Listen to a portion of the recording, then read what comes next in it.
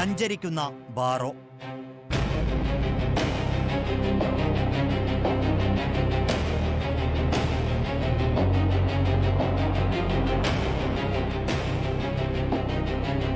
പൊന്നാനി വെളിയങ്കോട് അനധികൃതമായി മദ്യവിൽപ്പന നടത്തി പോലീസിനും നാട്ടുകാർക്കും തലവേദനയായി മാറിയ 56-കാരി ഉഷ ഒടുവിൽ പിടിയിലായിരിക്കുന്നു.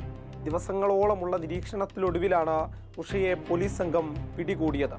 വിദേശ മദ്യം വാങ്ങി സൂക്ഷിക്കും, പിന്നീടത് വലിയ വിലയ്ക്ക് ആവശ്യമുള്ളവർക്ക് വിതരണം ചെയ്യും. ഇതാണ് ഉഷയുടെ രീതി.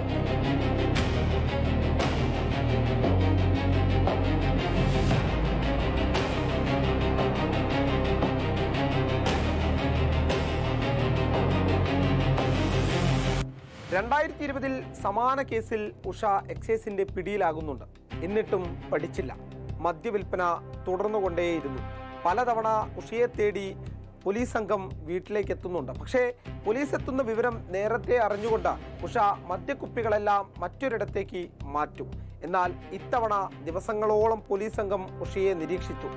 കൃത്യമായ സാഹചര്യം വന്നപ്പോൾ കൃത്യമായി ഇടപെട്ട് ഉഷയെ പിടികൂടി.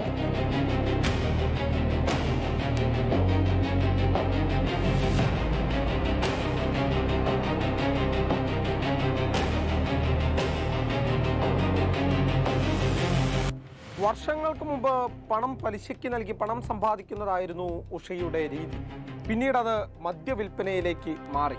ആദ്യം ചെറിയ അളവിലായിരുന്നു മദ്യം വിൽപ്പന നടത്തിയിരുന്നത്. പിന്നീടത് വലുതായി തുടങ്ങി. ഏറ്റവും ഒടുവിൽ വേണ്ട മദ്യം വേണ്ട അളവിൽ വീട്ടിൽ വെച്ച് തന്നെ ഒഴിച്ചു നൽകാൻ തുടങ്ങി. ഇത് നാട്ടുകാർക്കും പോലീസിനും തലവേദനയായി മാറി.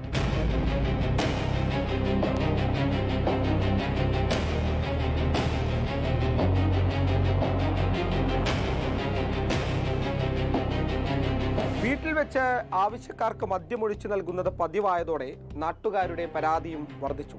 ഇതേ തുടർന്നാണ് പൊന്നാനി പോലീസ് കൃത്യമായി ഇവരെ നിരീക്ഷിച്ചു വന്നത്.